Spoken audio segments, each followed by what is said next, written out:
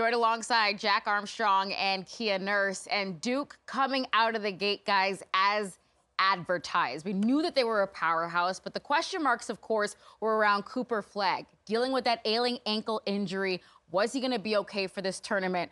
I don't know, Jack. 14 points, 4 assists, 7 total blocks. Like, I think he's fine. He looked just fine. And obviously, you know, respectfully, the competition, Mount St. Mary's, is not a high-level team, and Duke just breezed their way through it. Here's the most telling stat. Duke turned the ball over twice the entire game. Right. I mean, so there was minimal pressure that they felt.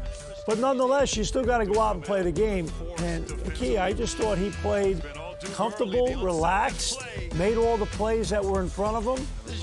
He's legit. He really is. And ultimately, I think one of the main things, you've talked about it earlier, was he plays the game the right way. He takes the right reads, right? A back cut on a bad ankle would hurt. That doesn't look like it hurts at all. And when you talk about Cooper Flagg, he leads this team statistically in pretty much every major category for a reason, right? And so he's going to be that engine and that competitor that you need, especially coming out when you are a high seed in this tournament. You are a #1 overall seed. To start the tournament the right way, your main guy has to start the right way, and that is a good start for them.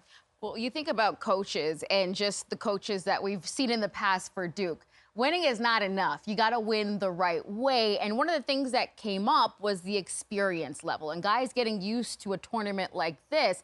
When you think about a storied program like Duke, what makes them just so complete to kind of take it all the way this time out? That's a good point. And I think a guy like Tyrese Proctor is an example of it. What was he, 6 of 8 today from three-point range, and he had 5 assists. His floor game was just so compact and fundamental and sound. He knows exactly what's expected of him.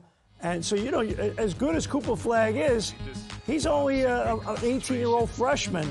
This guy's been there, done that, and you can see how efficient and economical his game was. He made all the right reads. I think when you think about it, Duke has so many offensive weapons, right? And technically defensive weapons as well. When they play together collectively on the defensive end, they're really tough to play against. And so when you look at this team, you need that experience because this is different. It is different than any basketball game you've ever played for. There is an unseen pressure that you will feel. And so you want your vets to also come in there and show guys, this is how it's done on this stage. And this is how you set the tone. And this is a balanced attack, Duke, that we are going to see moving forward. You can't play down to your opponent. Great first start not being able to do that because you know every single game in this tournament gets a little bit tougher. 2 things. Number 1, they got great habits. Yeah. They play hard and they do the right things.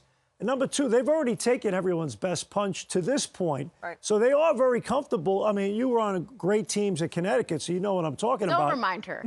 She's a great player. Come on. I mean, but it's legit, right? Yes. You play at a program like Duke every night. That's their national championship. I don't care who you play. So, you know, you play Baylor coming up next, so be it. Bring them on. Absolutely. I think the one thing that stands out is integrity in the game, no matter who you're playing. And that's exactly what we saw with Duke, because winning is not enough, as a rapper that we won't name had said. And of course, Duke finished their season 31 Just and win, 3. baby. Yes. So as much as you can learn from the losses, there's plenty to learn from the wins as well. And this group looking to advance to the Sweet 16 when we see them next on Sunday.